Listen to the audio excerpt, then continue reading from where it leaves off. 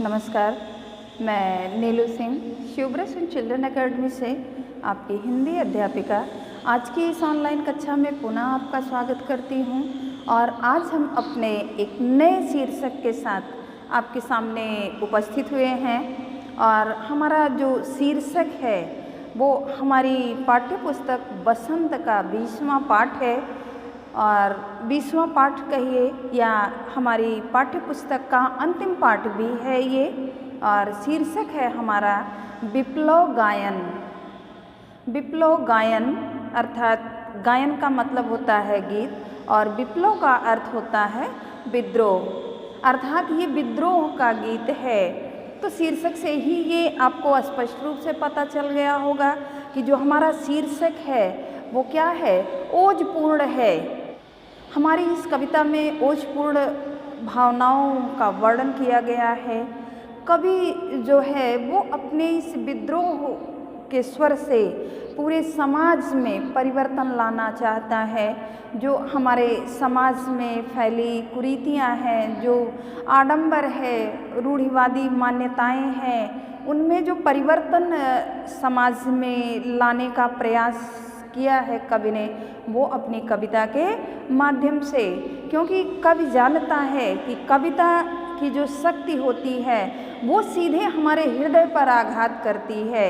जो उसके शब्द होते हैं, शब्दों में जो तीखापन होता है, जो समाज के लिए प्रहार होता है, वो समाज के लोगों के मनोभावों पर सीधा प्रहार करता है। बालकृष्ण शर्मा नवीन जी जो कवि हैं, ये विद्रोही कवि भी कहे जाते हैं। स्वतंत्रता संग्राम में भी इनकी अहम भूमिका रही है। गांधी जी के असहयोग आंदोलन में इन्होंने जो सत्याग्रह आंदोलन शुरू किया था उन्होंने, तो उसमें कवि ने अर्थात बालकृष्ण शर्मा नवीन ने अपनी बीए अंतिम वर्ष की पढ़ाई छोड़ करके और गांधी जी के साथ वो उस आंदोलन में भागीदारी दे दिए अपनी, अर्थात भागीदार बने। और जो व्यवहारिक राजनीतिक गतिविधियां होती हैं उसमें उन्होंने अपना पदार्पण किया। तो आज हम अपने इस पाठ के कवि बालकृष्ण शर्मा नवीन के संक्षिप्त जीवन परिचय के बारे में जानेंगे। फिर इसके उपरांत हम उनकी लिखी हुई कविता विप्लव गायन के बारे में जानेंगे। उसके भाव क्या हैं, कवि ने ऐसे गीतों की रचना क्यों की, किस उद्देश्य को लेकर के उन्होंने ऐसे कविताओं की रचना की है, और इस कविता का सारांश क्या है, हम अपने कवि के संक्षिप्त जीवन परिचय के उपरांत जानेंगे। तो सबसे पहले हम चलते हैं अपने पाठ के शीर्षक पर, और शीर्षक के कवि बालकृष्ण शर्मा नवीन के जीवन परिचय पर। पाठ 20 और पाठ का नाम है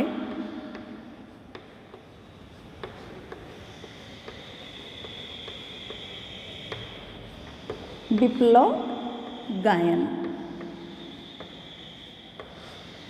अर्थात विद्रोह का गीत।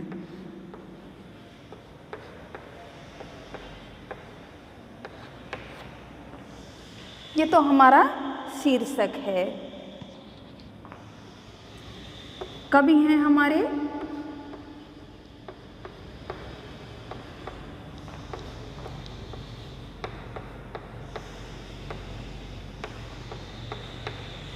बालकृष्ण शर्मा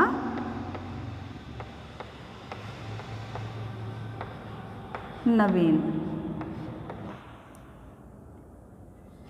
का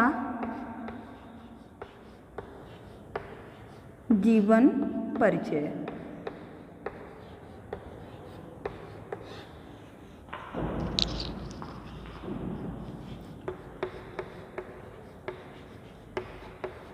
बालकृष्ण शर्मा नवीन का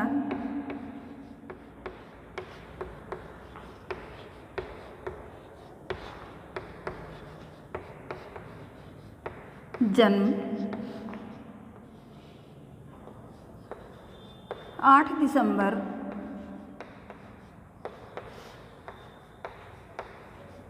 सन 1897 ईस्वी को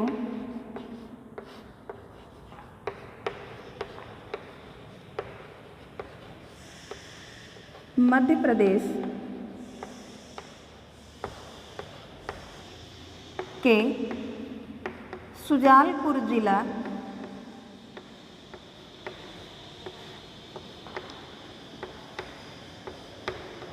के शाजापुर के समीप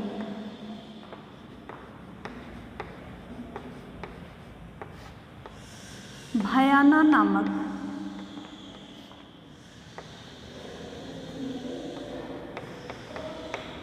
भयाना ग्राम में हुआ था।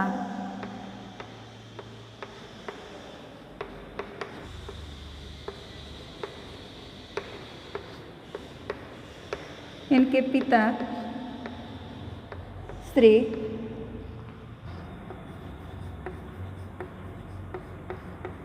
जमनालाल शर्मा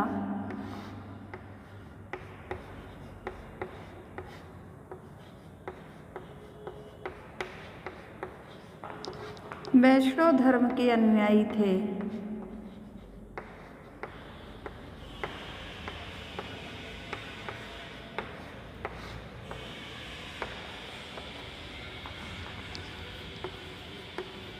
इनकी रचनाएं हैं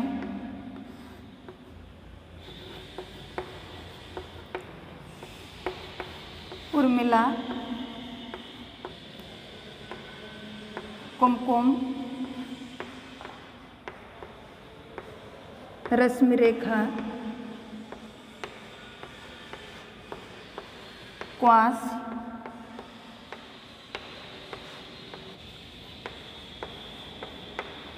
अपलक,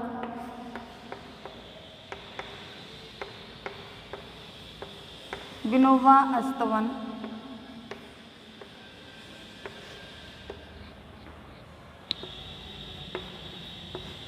हम बिस्पाई जन्म के,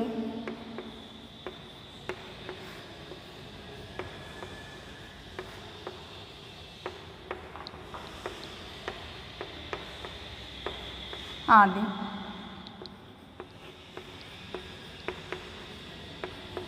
पुरस्कार और सम्मान।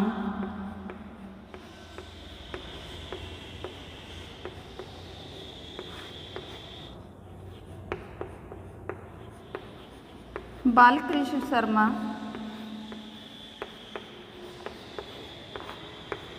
नवीन को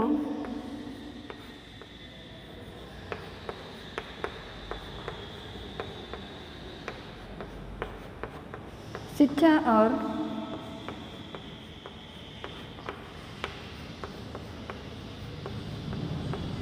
साहित्य में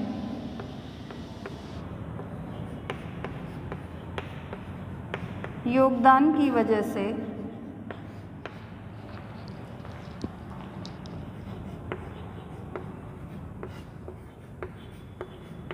सन 1960 ईस्वी में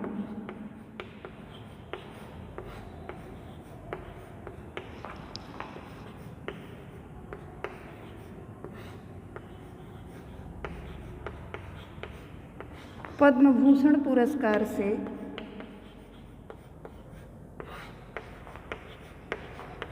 सम्मानित किया गया।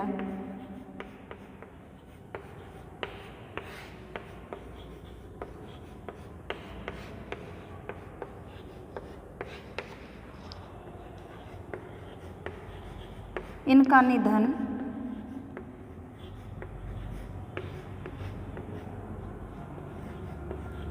29 अप्रैल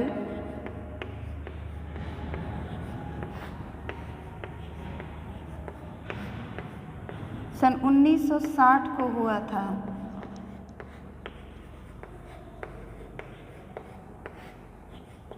ये तो हमारे पाठ के कवि बालकृष्ण शर्मा नवीन का संक्षिप्त जीवन परिचय है कि इनका जन्म 8 दिसंबर सन 1897 को मध्य प्रदेश के सुजालपुर जिला शाजापुर के समीप भयाना नामक गांव में हुआ था। और इनके पिता जो थे वो जमनालाल शर्मा वैष्णव धर्म के अनुयायी थे। इनकी रचनाएं उर्मिला, कुमकुम, रश्मिरेखा, अपलक, क्वास, विनोबा स्तवन और हम विस्पाई जन्म के आदि बहुत सी ऐसी रचनाएं हैं जिनके कारण इन्हें साहित्य में क्रांतिकारी कवियों में अग्रणी कवि माना जाता है। इनकी रचनाओं में उर्मिला और कुमकुम से इनको अत्यधिक प्रसिद्धि मिली। पुरस्कार और सम्मान में इन्हें बालकृष्ण शर्मा नवीन को शिक्षा और साहित्य के क्षेत्र में योगदान के लिए इन्हें सन 1960 में पद्म भूषण पुरस्कार से सम्मानित किया गया और 29 अप्रैल सन 1960 ईस्वी में ही इस विख्यात और एक क्रांतिकारी कवि जिसे कहें आप उनका निधन हो गया था। तो यह तो आपके कवि का संक्षिप्त जीवन परिचय है।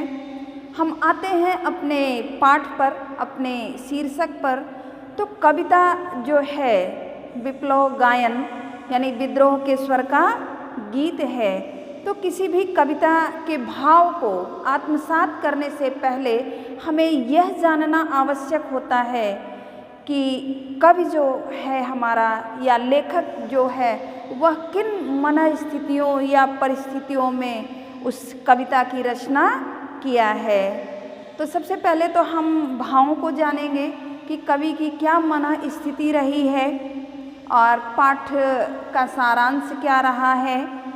तो कविता उस समय की है जब हमारे समाज में तमाम कुरीतियाँ फैली हुई थीं, जो हमारी पुरानी रूढ़ियाँ थीं, परंपरावादी जो विचारधाराएं थीं, उसमें परिवर्तन लाना था। लेकिन समाज के ऊपर वो रूढ़ियाँ इतनी हावी हो चुकी थीं कि किसी भी तरह से समाज में परिवर्तन लाना असंभव दिख रहा था। तो कवि को लगता था, कवि हृदय जो था वो अंदर से बड़ा व्याकुल था, बेचैन था और कवि को ऐसा महसूस होता था कि अब हमारे समाज में परिवर्तन की लहर आनी चाहिए। तो कवि स्वयं को ही संबोधित करते हैं, अपने मन को ही संबोधित करते हुए उन्होंने इस कविता की रचना की है। तो सबसे पहले हम पाठ के सारांश को जानते हैं कि जो कविता है उसकी पृष्ठभूमि क्या है, उसका आधार क्या है। सारांश है पाठ का सारांश।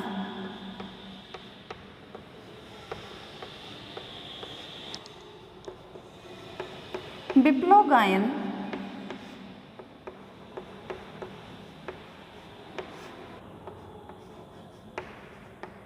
जड़ता के विरुद्ध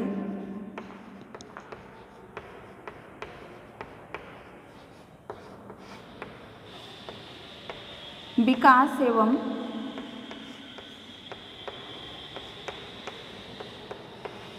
गतिशीलता की कविता है।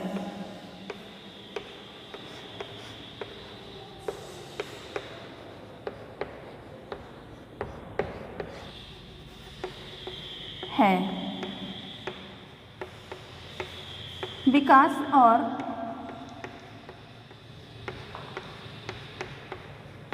गतिशीलता को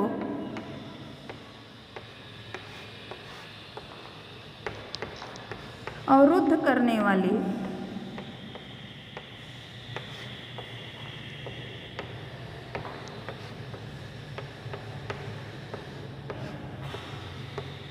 प्रवृत्ति से संघर्ष करके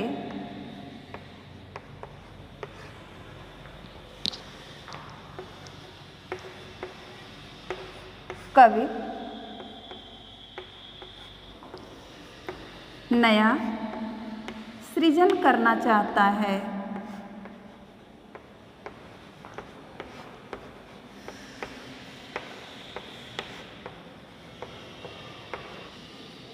इसलिए कवि विप्लव के माध्यम से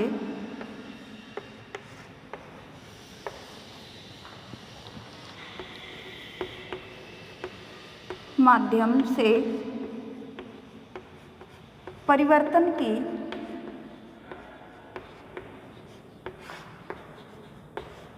हिलोर लाना चाहता है।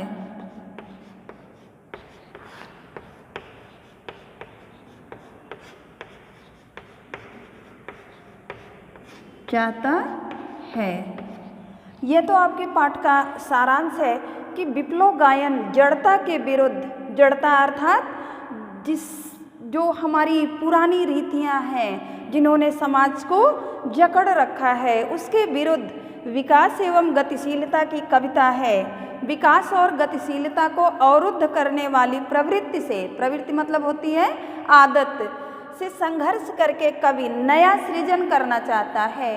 अर्थात वह समाज में क्या लाना चाहता है? एक नया विकास, नया परिवर्तन, नया बदलाव लाना चाहता है। इसलिए कवि विप्लव के माध्यम से परिवर्तन की हिलोर लाना चाहता है। कवि ने कविता की लाइन ही शुरू की है, कविता की पंक्ति ही शुरू हुई है कि कवि कुछ ऐसी तान सुनाओ जिससे उथल पुथल मच जाए। तो ये तो आपके कविता का सारांश है। कविता में कुछ ऐसे शब्द भी हैं जिनके अर्थ जानना आपके लिए अति आवश्यक है। कठिन शब्दों के अर्थ।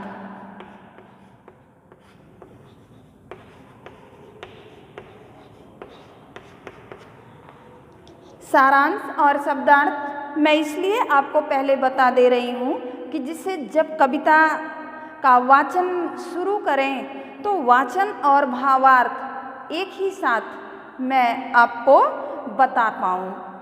आपको तब जाकर के कविता का जो भाव है वो स्पष्ट रूप से समझ आएगा। शब्द अर्थ। पहला है काल कूट, जिसका अर्थ होता है जहर। दूसरा है दग्ध, दग्ध का अर्थ है जलना। तीसरा है मिजराबें,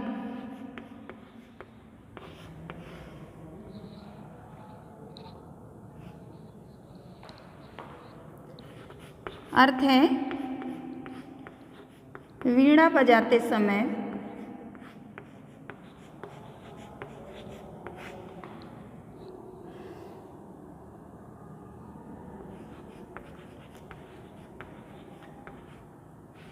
पहनने वाली अंगूठी।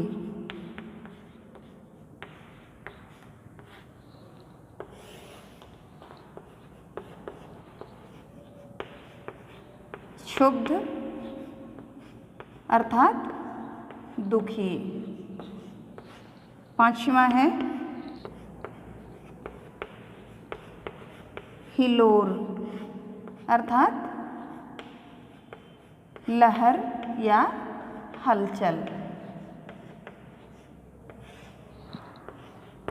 छठवां है पोषक अर्थात पोषण करने वाला।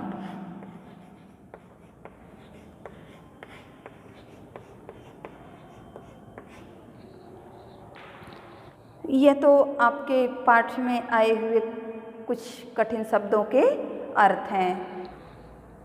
आपने अपने इस वीडियो में अपने पाठ का नाम, शीर्षक का अर्थ, कवि बालकृष्ण शर्मा नवीन का जीवन परिचय और पाठ में आए हुए कुछ कठिन शब्दों के अर्थ और पाठ के सारांश को जाना। ये पाठ ही क्रांतिकारी परिवर्तन के ऊपर लिखा गया है और हम अपने अगले वीडियो में कविता का वाचन और उसके भावार्थ का जिक्र करेंगे। तो आज इस वीडियो में जब आप इस वीडियो को देखेंगे तो आप अपने पाठ से परिचित होंगे कि हमारा पाठ जो है वो किन भावनाओं को लेकर के लिखा गया है। भावनाएं प्रबल होती हैं। हमने आपको पहले ही बताया कि किसी भी कविता के भाव को आत्मसात करने से पहले हमें यह जानना आवश्यक हो जाता है कि कवि ने जिस कविता की रचना की है वह उस समय यानी कविता की रचना करते समय उसकी मन स्थितियाँ, उसकी परिस्थितियाँ कैसी थीं, किन भावनाओं के आवेग में आकर के कवि ने इस कविता की रचना की है। तो जब आप कवि की पृष्ठभूमि को जानेंगे, समझेंगे, तब जाकर के आपको कविता का भाव और भी अच्छे तरीके से समझ में आएगा। और कविता भी ऐसी है परिवर्तन जिससे हमारा विकास होगा, जो हमारी भावी पीढ़ी है, आने वाला जो हमारा युग है वो विकासशील होगा। तो इसलिए हमें तो और भी जागरूक होना है इस कविता को पढ़ने से पहले। तो आपके लिए यह अति आवश्यक हो जाता है कि आप अपने पाठ के कवि बालकृष्ण शर्मा नवीन के बारे में पहले जानें, उनके भाव को जानें, अपने कविता के सारांश को जानें कि कविता का उद्देश्य क्या है, कविता के माध्यम से कवि हम तक क्या संदेश पहुंचाना चाहते हैं, अपनी किन भावों को व्यक्त करना चाहते हैं। तो आज के इस वीडियो में इतना ही है। अगले वीडियो में मैं पुनः आपके समक्ष उपस्थित होंगी और उस वीडियो में हम अपनी कविता का वाचन और उसके भाव को समझेंगे और पढ़ेंगे। तो आज के लिए धन्यवाद।